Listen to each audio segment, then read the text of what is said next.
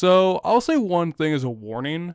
This is probably one of the weirder elements on one where there's a lot of exposition dump that we're gonna get right now.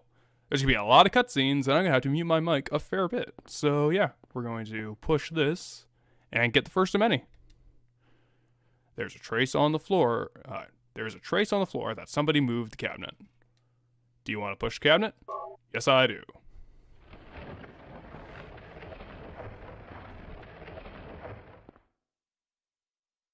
What's this?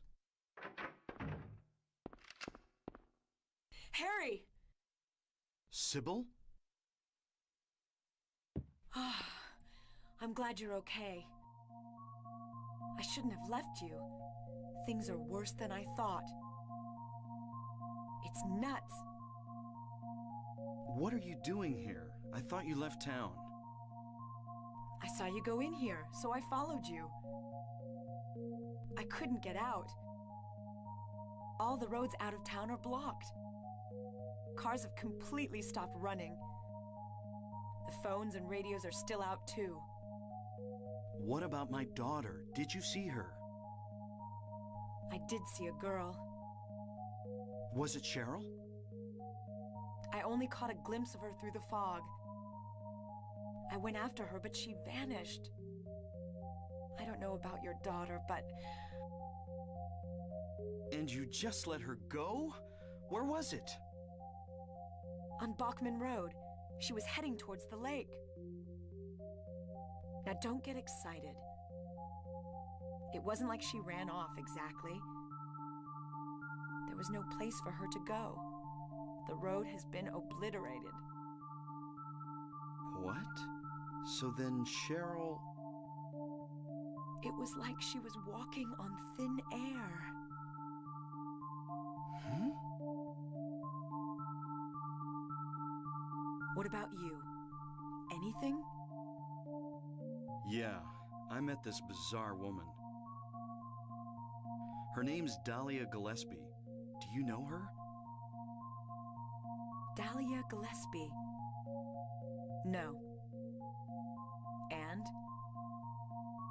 She said something about the town being devoured by darkness. Gibberish like that. Any idea what it means? Darkness devouring the town? Must be on drugs. They sell them to the tourists.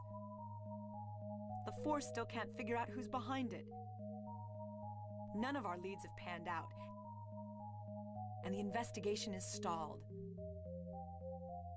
What could drug trafficking have to do with all this? I really don't know. But maybe that's the darkness she was talking about. That's all I can think of.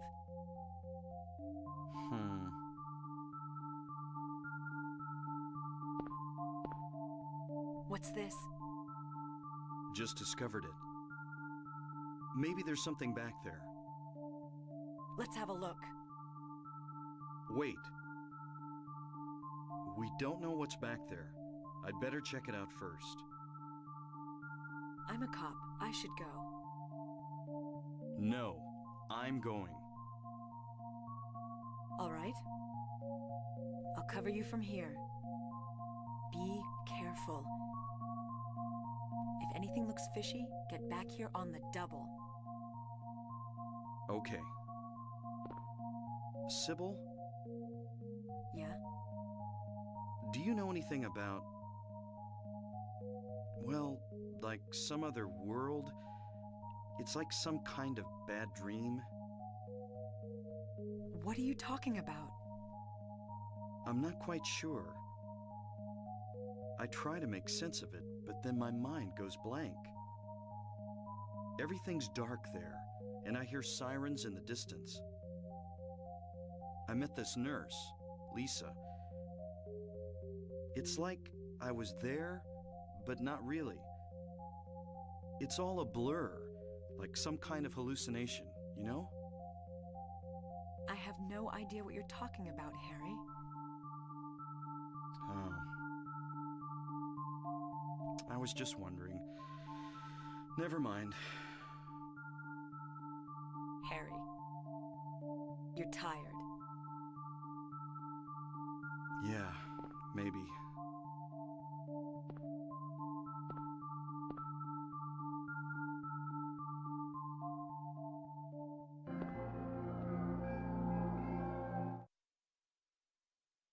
This is a little weird. Let's just go over what we saw in that cutscene. Basically, I paused the game just because the music is a little grating. I was trying to put my mic back together. But let's get to the point here. That is our reunite. We are reunited with Sybil Bennett, the cop from the very beginning of the game, who met Harry in the diner and gave him his handgun. I didn't talk about this when we met Sybil. Oh, welcome back, Wild Potato. Welcome indeed. I didn't talk about this when we met Sybil. I'm very conflicted on her character. She is the odd one out of the entire cast of this game, in my opinion. Now, I have some, quote-unquote interpretations, basically just ass polls about why I think Sybil is even in this game. But without getting into spoilers, every member of the cast has some specific reason to be, interacting with the events that's going on screen. They have a reason to be here. Sybil's the only one that I struggle to actually relate. I have an idea we'll go over later, but overall, I feel like she is an element of the growing pains of the series when you consider this is the first entry. Because every other game after this, every character has an actual purpose to be there. Sybil's always been a really weird one, but we'll go over her more in a little bit from now. But what we establish in there is that pretty much every method of communication with the outside world and every method of escape from Silent Hill, gone. Roads are out, radios out, phones are out, etc. So they're isolated, they're stuck. They're in Silent Hill and nobody is leaving. Fair enough. Sybil also mentions that she saw a black-haired girl who could more than likely be Harry's daughter Cheryl, but what she saw was a black-haired girl walking across thin air. Basically just those giant chasms Harry encountered earlier in the game, just going over them, walking on air. So it's a black-haired girl, basically breaking the laws of physics as she sees fit. So worth noting. I do think it's a little weird how a scene like that we're not shown, we're told. It's a little backwards to me, but whatever. No big deal. She also, just going over my notes here, just going through my pages. So Harry first mentions Dahlia to Sybil in this scene. And when describing the things that Dahlia informed him of about the town being devoured in darkness, all that crap, Sybil immediately writes it off, saying, drugs. She's totally stoned, bro. And mentions how Silent Hill has a drug trafficking issue. Don't forget, there was a mention of drug trafficking problems in the Silent Hill police station that we went over last time. So this is going to play into the plot a little more as we go on. But just remember, Dahlia could just be on drugs, and Silent Hill has an issue, to the point where the neighboring town where Sybil comes from, Brahms, is investigating it. So, okay. And last but not least, Harry tries to describe to Sybil about the other world, the dream world. It's another place where they're there, but not really. It's like a dream. He tries to describe this all to Sybil, and she doesn't know what the hell he's talking about. It's almost as if like she cannot see the things that Harry is seeing, which, if we go off last time where the Dr. Michael Kaufman could directly comment on the monsters and all the crazy crap going on, she is further put at a distance from Harry and the rest of the cast. Okay, so, fair bit to go over there. That's kind of the most important aspects. I've been sitting and talking too long. Let's move on. So, we are going into the back of...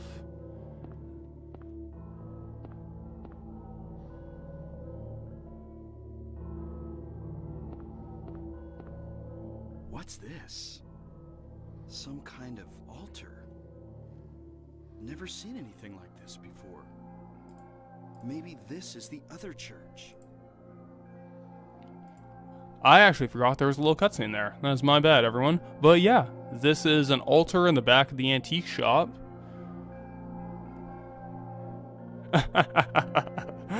Yeah, it's drugs, brah.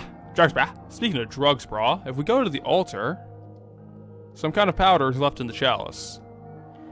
Now, if we remember correctly, the plant White Claudia was told to be the base of whatever drug that is being sold and distributed and produced in Silent Hill and Silent Hill alone. So, could this be White Claudia? Could this be sort of the base or whatever drug we would end up being? I don't know. But if we go over here, we can find a new weapon. There's an axe. Take it. Axe is kind of useless, honestly. No intention to use it since we're kind of stacked with bullets. Like, let's see how many handgun bullets we got. We got a lot. We got a lot of ammo. We're good to go. So, axe is useless, but good to have just for posterity's sake, I guess. And let's get ready for another cutscene. What the?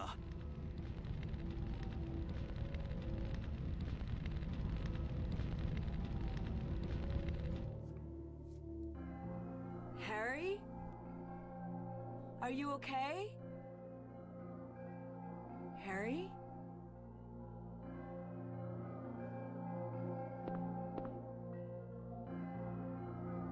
Harry?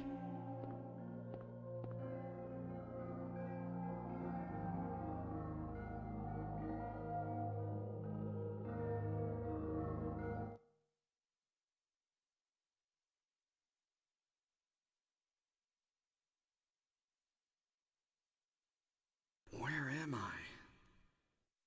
Harry. Lisa? Then I'm in the hospital? You were having a bad dream. Was I?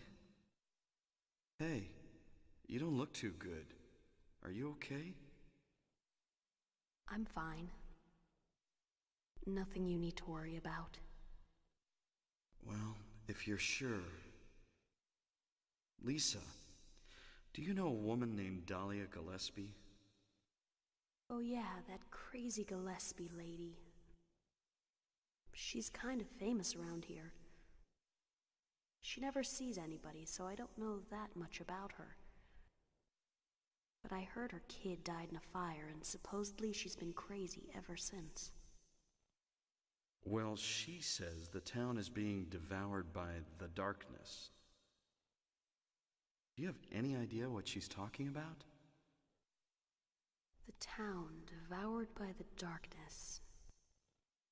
Yes, I think I do. Before this place was turned into a resort, the townspeople here were on the quiet side. Everybody followed some kind of queer religion. Weird occult stuff, black magic, that kind of thing. As young people moved away, the people figured they'd been summoned by the gods. Evidently, things like that used to happen around here all the time. Before the resort, there really wasn't anything else out here. Everyone was so flipped out, you gotta blame it on something. Then a lot of new people came in and everybody clammed up about it. A cult? Last time I heard anything about it was, gosh, years ago. When several people connected with developing the town died in accidents. People said it was a curse. Oh, I'm sorry. I'm rambling. I'll shut up.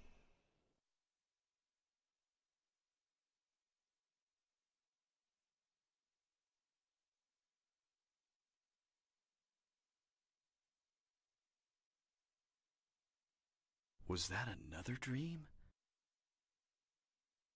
Did I pass out again?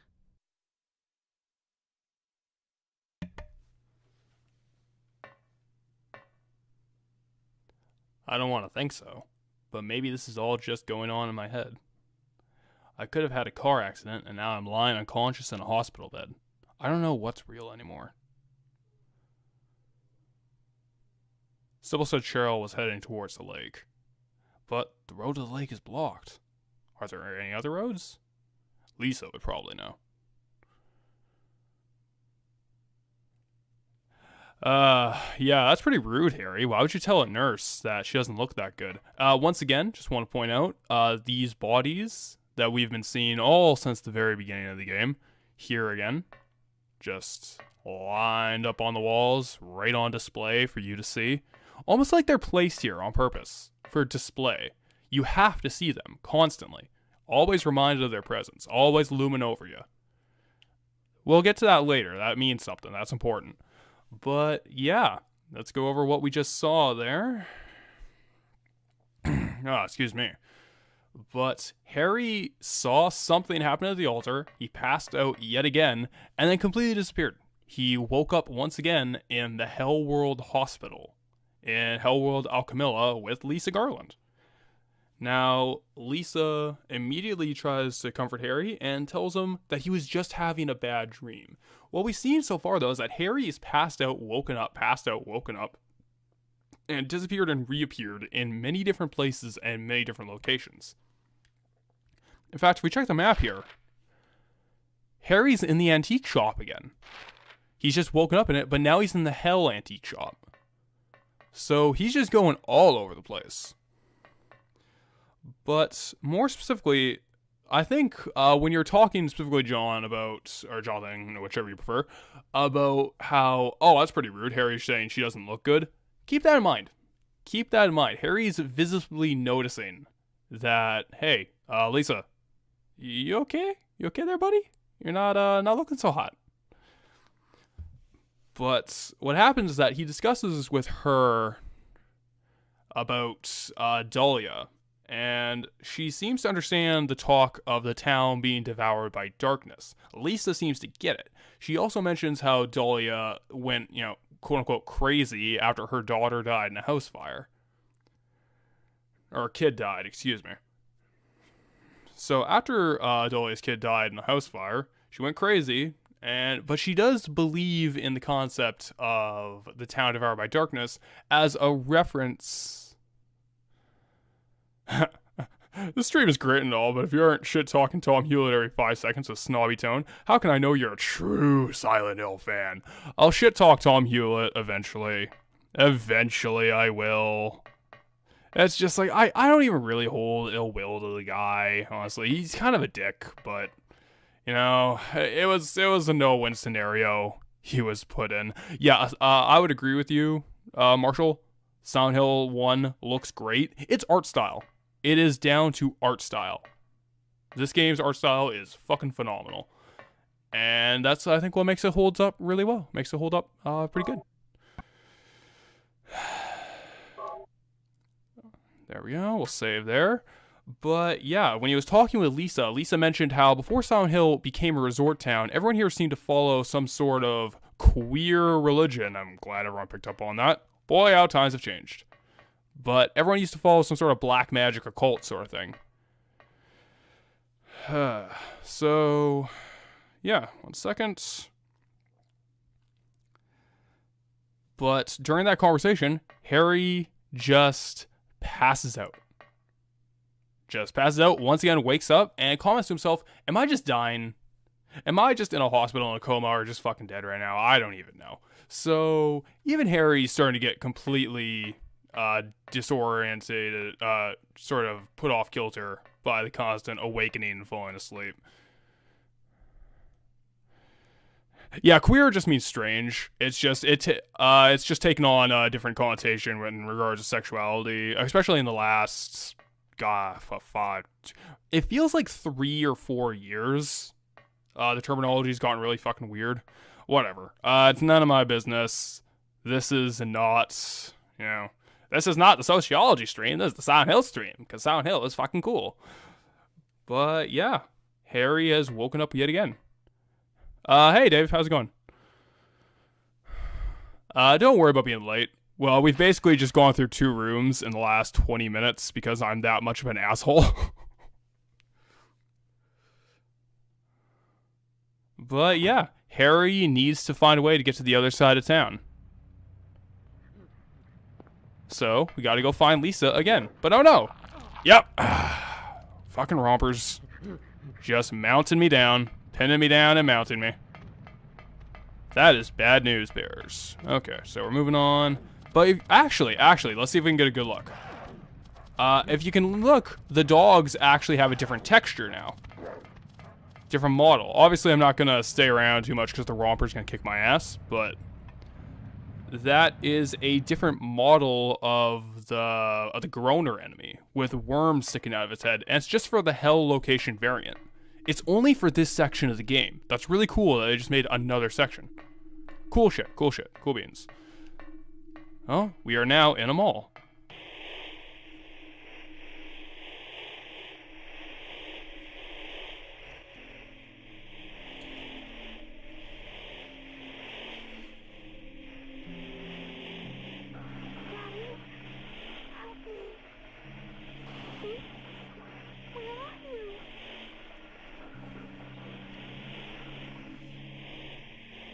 Cheryl. So yeah, just another little thing, Cheryl. It's actually kind of interesting how long this goes on for. These runes change constantly. They make new combinations in them after a point. This is needless detail. And you get the little Alessa picture there, the chick from the hospital, remember? And yeah, now we just get this collage of the runes. They didn't need to do this. They didn't need to do this at all, but it's really cool. And, oh yeah, Josh, I'm very sorry for missing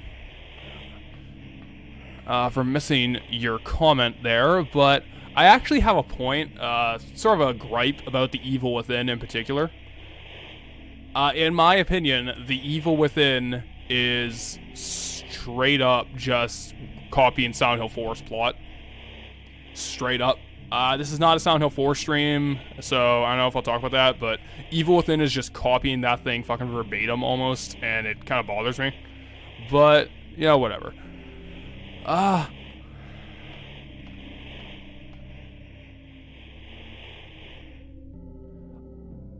think it's a shadow line, but it could be blood, honestly, for all we know. Because, you know, keep in mind, this is not exactly working on real-world rules and requirements. So it could just be blood. Could be an artistic thing. Yeah, from the Cheryl TV scene, know what you mean. I think it's a shadow myself, but, you know, who knows, really. I agree. I actually like the American box art for Silent Hill 1. I think it's pretty cool. I believe it's the European one that has the burn chick. I don't like that one. That one's kind of eh. I actually like the American one. It's pretty cool. Kind of the photo negative Harry Mason face. It's very striking. Actually, I really like Silent Hill 2's American box art too. It's really, I don't know, the look at Angela's face in the green tint. I've always really appreciated that. It's really cool. It's Silent Hill 3 that I think has the weakest American box art. It's just Heather there. I forget which one. I think it's either the Japanese or the European that had the really interesting variant. I'll post both of them in the finished product, since I think both the Japanese and American box art covers for Silent Hill 3 are superior.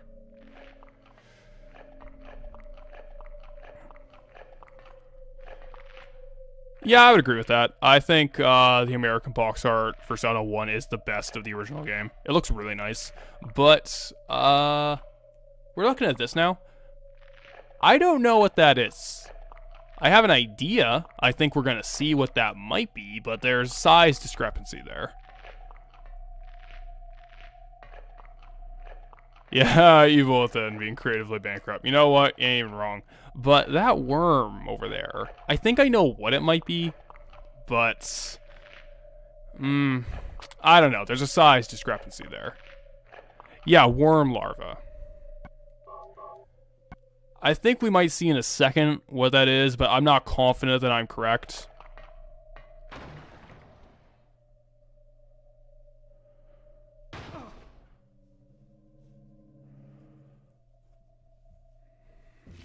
Oh no! Yeah, here we go. I think it's supposed to be this.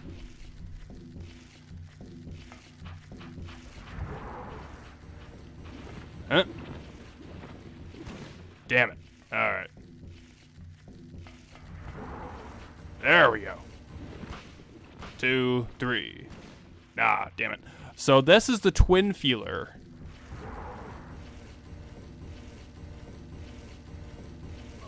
Hunting rifle. Oh, shit. Let's check my health. This is the twin feeler boss. Yeah, it's a graboid. Pull out the 8 gauge, honey. Broke into the wrong goddamn rec room, didn't you, you bastard? Pull out the elephant gun. But, if anyone hasn't seen it, Tremors is a great movie. Everyone should watch it. Where you at? But I'll have more to say on the twin feeler later. At the moment, I don't have too much to say on this boss. It's just kind of annoying. There we go. 1, 2, 3. Just kind of sprint around. Where you at? Where you at, babe? No.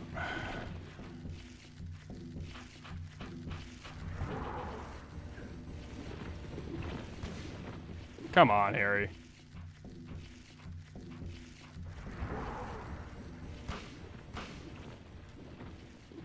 Let's see here. What's my health at? Jeez. Alright, where you at, buddy? Come on. There we go. Okay, so let's switch back to the handgun.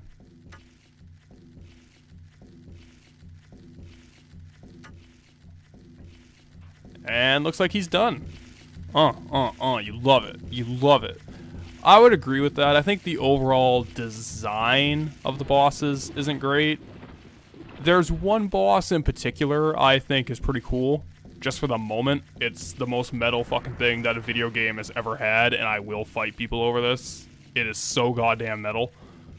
But we'll get to that. We'll get to that later. But yeah, we just defeated the worm. It just walked away to die. It's not going to come back or anything. That'd be crazy.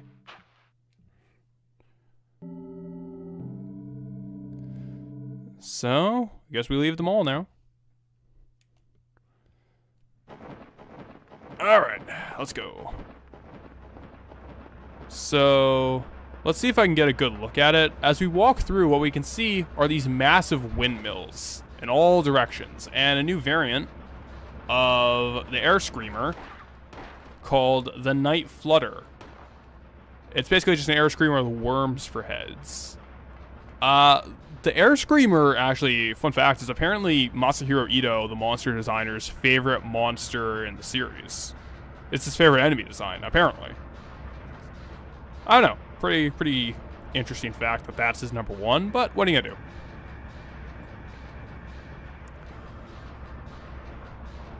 But yeah, what we see all around are these cyclic fans everywhere, and there's always 2 of them. There are 2 layered behind each other. Because if we also go over to this side, there's 2. 2 on this side. 2 on this side, and over there too. So as you can see, they're really hammering in the cyclic imagery. Ah, damn it. I should probably heal, because I'm getting my ass kicked. I'm getting my ass kicked. But yeah, this image is fantastic. Just running through the rain soaks great, over a pit of nothing, fans to both sides of you. It's great imagery. The visual direction of this game cannot be overstated. It's phenomenal.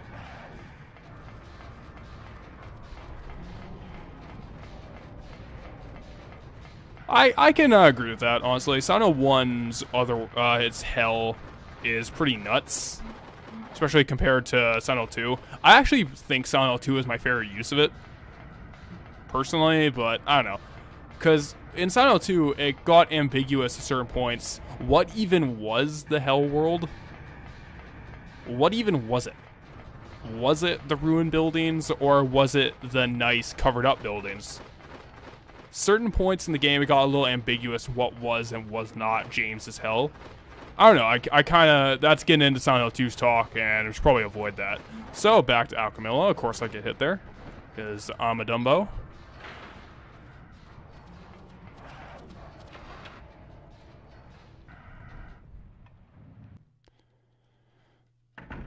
So, what we're going to do is go meet Lisa again.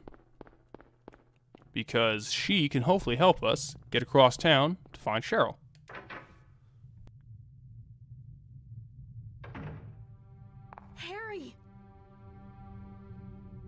okay. Thank God you came back. I was scared to be here all alone. I'm here now. I was worried too. I'm real happy to see you. Lisa, can you tell me how to get to the lake? The lake? You take Bachman Road. The road's blocked. Well, that's the only way out there. Are you sure? There's gotta be another way. Wait! I just remembered something. What? There's a waterworks over by my old elementary school. It's been abandoned for years. There's an underground tunnel out there used for inspections or something. I remember hearing it runs all the way to the lake. Really? You think I can get to the lake from there? I've never been down in there myself, so I'm not positive. Besides, it's all fenced off to keep people out. If there's a chance, I've got to try. Harry, don't go! I don't want to be alone. It's so scary, I can't stand it. How about coming with me? This may not be the safest place in the world either. I can't promise you anything, but I'll do my best to protect you. No. Somehow I feel I'm not supposed to leave this place. Oh, Harry, I'm so scared and cold. Look, just wait here a little longer. I'll be back as soon as I find my daughter. Harry?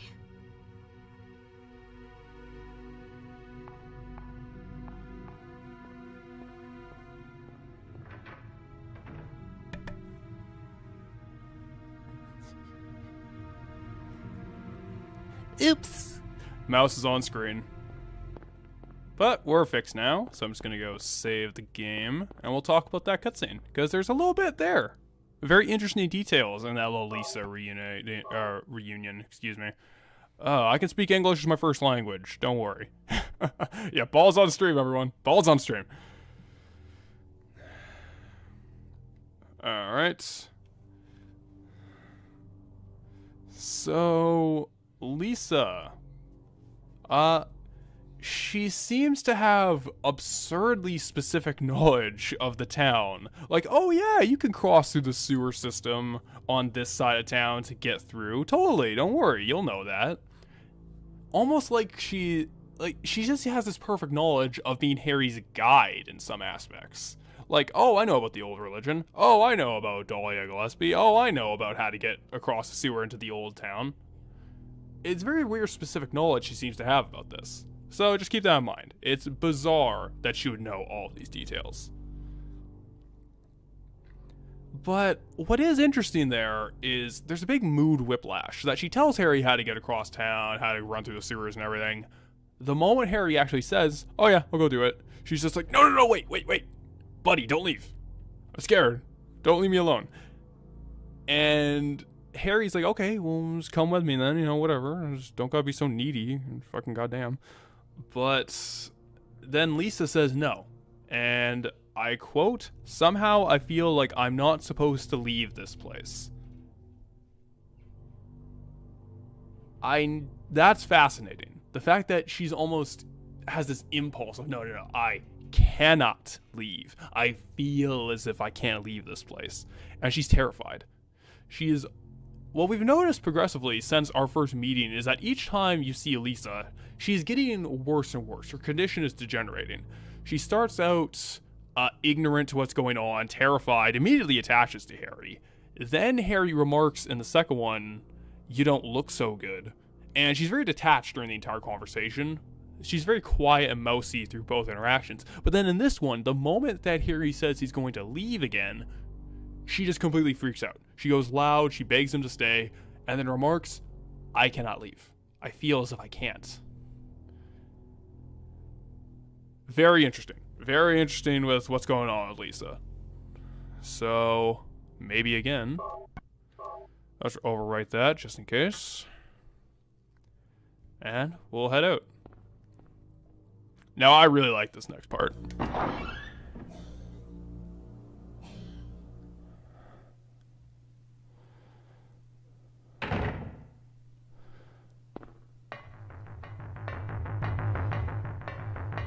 So, as you can see, there's no dog enemies here. They're gone. And just listen to this atmosphere. Listen to this fucking John Carpenter synth. You know it's fucking go time now. You can hear it. It's go time.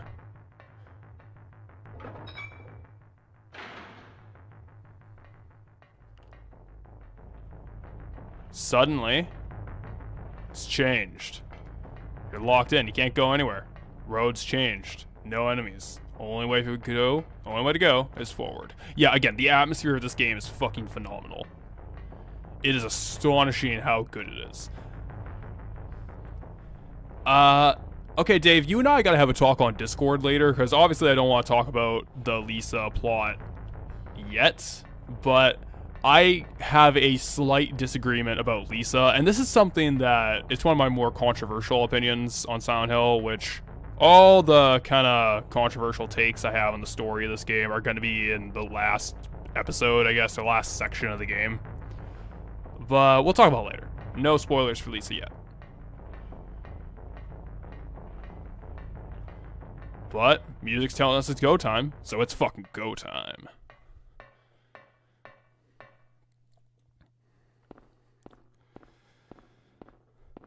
Well, we saw the twin feeler worm ran away.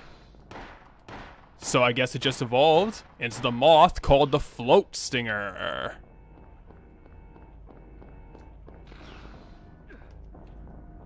As you can see here, just gonna be walking around shooting the same ass at us, trying to stab us. Let's try to see, what's my health like? Bam bam. Yeah, it's the DMC2 boss, all right.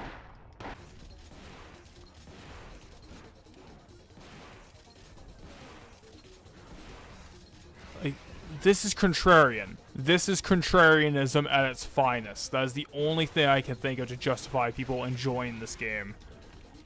Harry's just gonna jump in the air and just do the most lazy version of Rainstorm to kill this thing.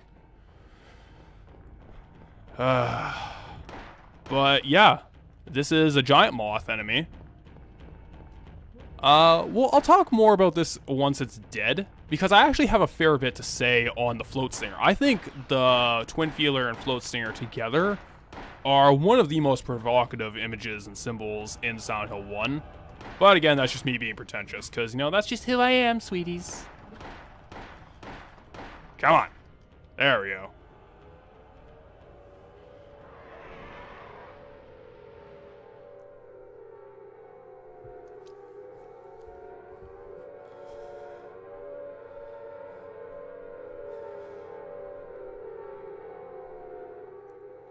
Yeah, this party is getting quiet.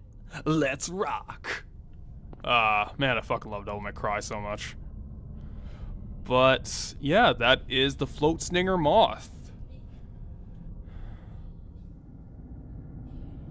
Marshall, I went over this last time.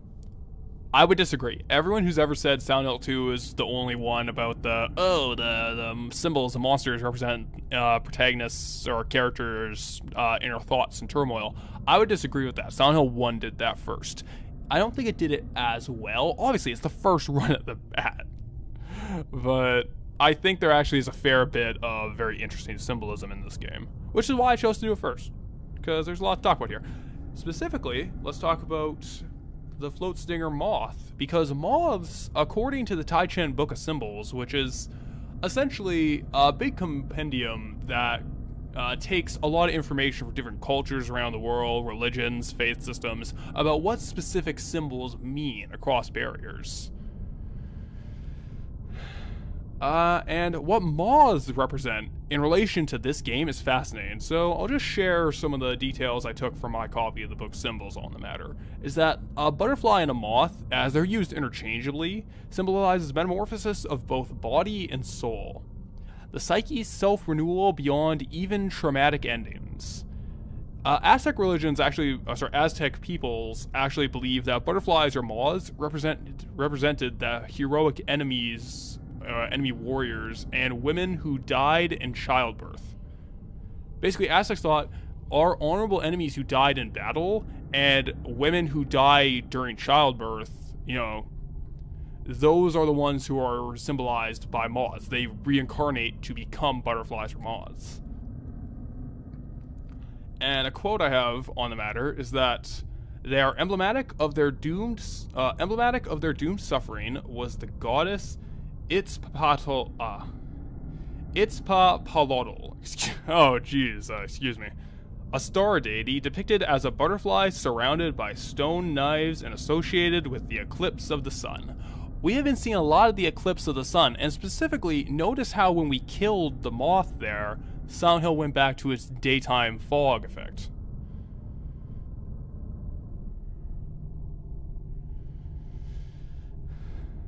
Yes, actually, moth and butterfly generally is not a different word, apparently, across cultural boundaries. Very cool stuff.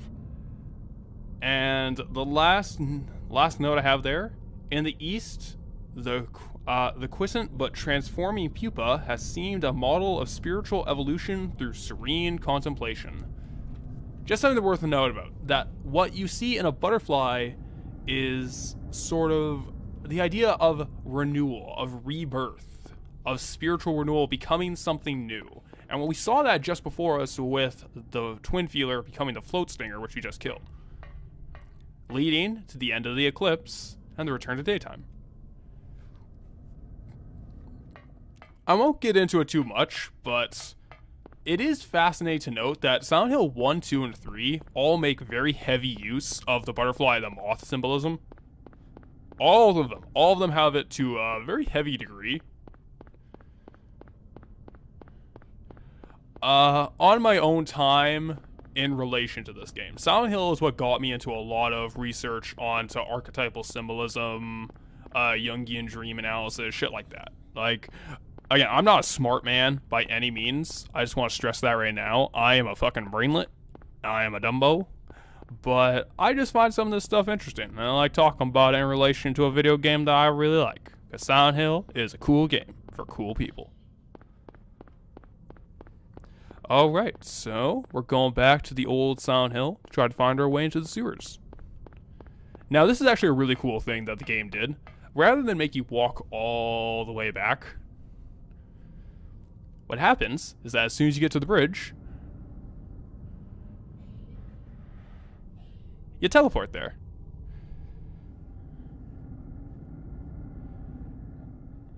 This must be that waterworks Lisa was talking about.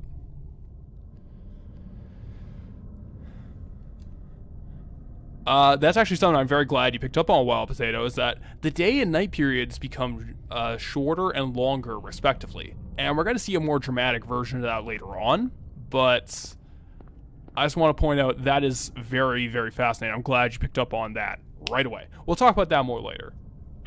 I'm not a smart man, but I like smart games. Dune 2019. Hey. Just because I'm a Dumbo doesn't mean I can't appreciate that Smartos made good video games. So what we're going to do is we're going to heal, because I didn't do that. Gonna pull out this big warhammer. I cannot get over that a fucking warhammer just exists in this game. It's crazy to me. Oh yeah, the sewer music's great. Oh. 1 minute. Let's see here. Lock is worn out. Maybe I'll have to break it if I hit it hard. Alright, let's try it now. There we go. I had to examine it first. There we are. Put the handgun back on. How many bullets do I have? Ooh, I'm running a little light. Oh, jeez. That's bad news. It's bad news bears right there.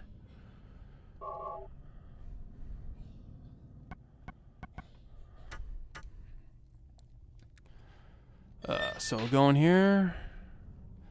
So, yeah. Unfortunately, I'm going to have to pause at the moment since I need to use the restroom, which means my favorite thing ever, I get to do my ridiculous bathroom break joke. But I'm a creep. I'm a weirdo.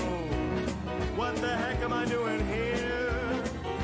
I don't belong here. And we are back. I'm glad someone finally noticed what this picture was. That is in fact Richard Cheese. That is Richard Cheese's cover of Creep, the only cover of the song worth listening to, in my opinion. But we are back. Let's go down to the sewer level now.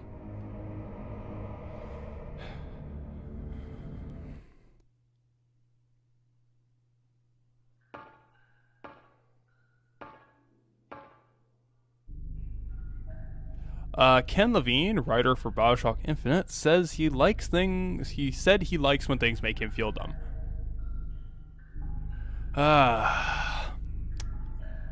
Ken, I love System Shock 2. BioShock's a great game too. Shut up, man. Like, I don't know. Ken Levine is a very sad story. It's like he made one flop, in my opinion, with BioShock Infinite, and now he's just kind of paid for it.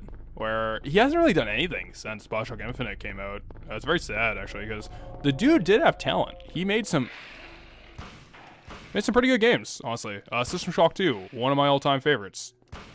BioShock, great game too.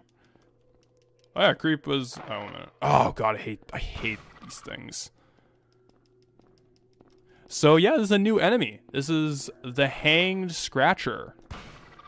Yeah, I'm just using shotgun on cockroaches, you know. It's not a waste of ammo or anything. A lot of Creep on Rock Band. Listen to a lot of Radiohead on sad boy days, but, you know. Personally, if we're talking like sad, whiny Radiohead songs, No Surprises is still at the top of the heap.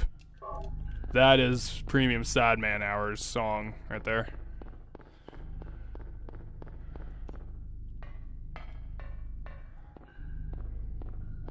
Oh, you don't like BioShock? You know what? I would actually like to see your take on BioShock, because I have problems with BioShock 2, namely how it's basically just plagiarism of System Shock 2, down to the exact same plot line and a lot of similar concepts.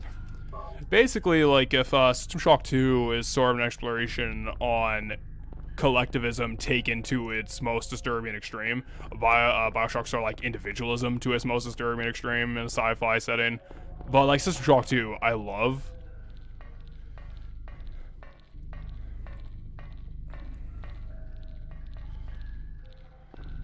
Yeah, you know, that's fair. That's fair enough.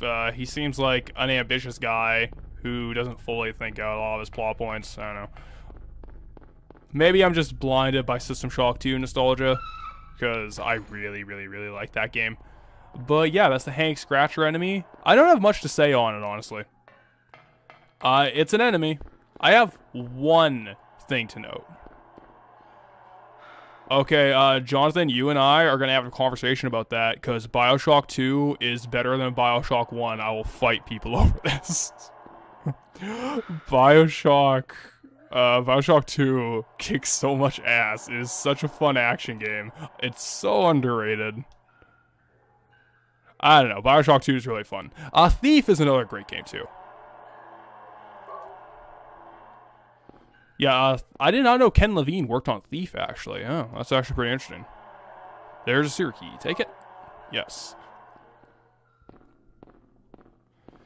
So, the only thing I have to note about the Hanged Scratcher is a line of dialogue that they have. Oh, yeah, the Vitality Chambers from BioShock. You know, minor aside, they stole that exact mechanic from System Shock 2. And in System Shock 2, the Vitality Chambers there that resurrected you worked on a currency. So it was only if you had enough resources to spend could you do it. I don't know, like, I think System Shock 2 handled that exact same system way better. Because there's a lot of instances where resurrecting is actually the worst thing you could do, and you don't want to do it. Where in BioShock, it's like just go, go, go, go. You're basically playing the game on autopilot a lot of the time. I don't know. Like, in BioShock 1, if you put the game on hard, and the fact that you can just go through most of the game with a wrench with little to no consequences, I think that is a problem. But I don't know. This is not the Bioshock cast. This is the Silent Hill cast, or Silent Hill stream, excuse me.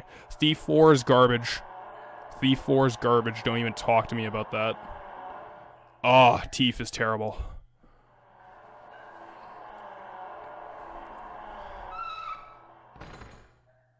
So, there's one thing. As you can see, if you look up there, there is a hang scratcher on the ceiling there.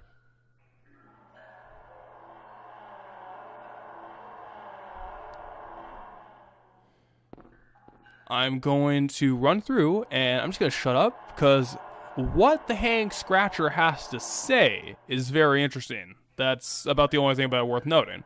So, listen closely, children.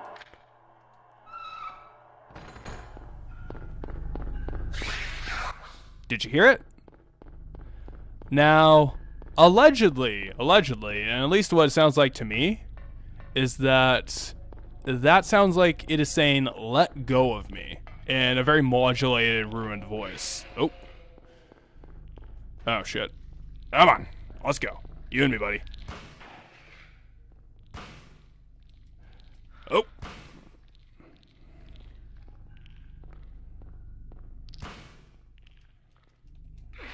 Ah, come on. There we go.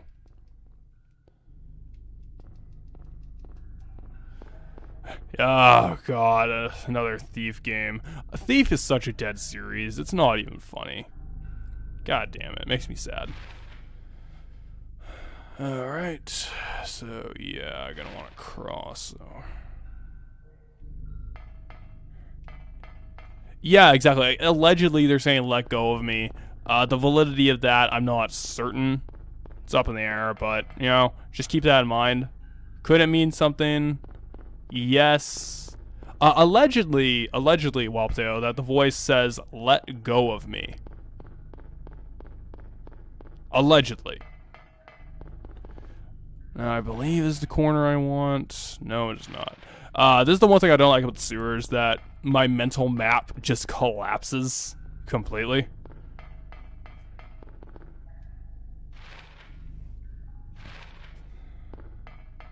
There we go. Come on. So what I want to do is I want to find a corner to kind of turn around. Yeah, like this area just collapses my mental map completely. Here we go.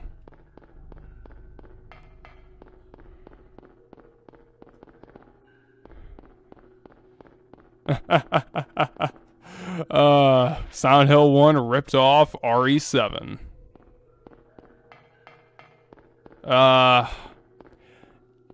I think it is close. I think the line is close to something a character says towards the end of the game. Obviously, like, no spoilers, but it's not an exact quote.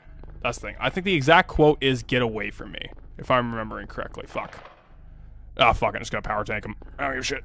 Let's get this health back. I don't know. Like, of all the enemies, the hang scratchers are the ones I have the least comment on, specifically. Which is unfortunate. Once again, the game does have meaning in its enemies and symbolism, but not perfect. There are some things here and there. One of them is Sybil, of course, who we talked about earlier, and I'll sort of share opinions on later. Yeah, like, it's the best theory Ah, shit. Forgot there was one there, but it's the best theory I've heard. Yeah, the wiki does say "let go of me," but the Silent Hill wiki you can take with a grain of salt sometimes, because don't forget, boys and girls, or probably just boys, there's no girls on the internet. But do not forget, the Silent Hill wiki is where the great Foreskin fiasco of Silent Hill 4 happened. So, it's all prone to human error. None of it's perfect. Never forget. Yeah, it's pour 1-0 for the homies. Pyramid Head. The character Sato hates the most. That does kind of suck that he hates his own creation. Oh, fuck you. Eat it. Yeah. It does kind of suck that he hates his own creation. But what are you gonna do? If I was in his position and it was like just meme to death. Wait. Am I a girl? That's just a secret between you and me, silly boy. You brought that on yourself.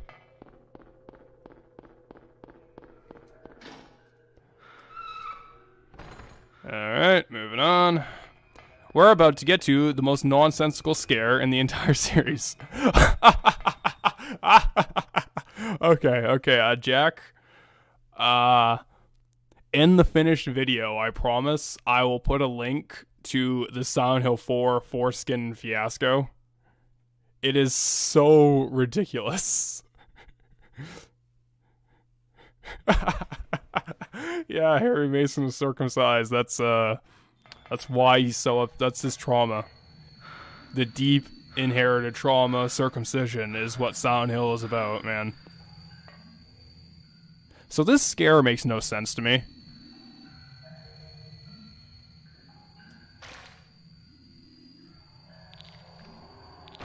Oh no! It's these enemies that we've already fought a bunch of times before. I should probably heal, actually. Yes, I should. Holy shit. I am not paying attention at all. That's how I play Silent Hill 1. I'm very lackadaisical in my approach to this game. So that's why playing on hard was a bit of a wake-up call first time I did that. Silent Hill 4's circumcision lore is so hilarious. Anyone who's not read into that needs to. It is a treat. It's almost as dumb as those guys. No, it's significantly dumber, but it reminds me of that stupid fan theory that, you know, Death Stranding is Silent Hills, is Metal Gear Solid 5 or 6 or whatever. Oh yeah, shout out to Dina and Game Den. Shout out to that. That's a great channel. Makes good Silent Hill content, makes good movie content. So here's a nice little detail a lot of people don't notice. The enemies follow you through the grate.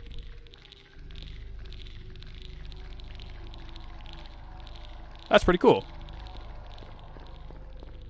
Let's save the game here. Actually, let's not. What we should do is equip the handgun again. Bam, bam. Bam, bam.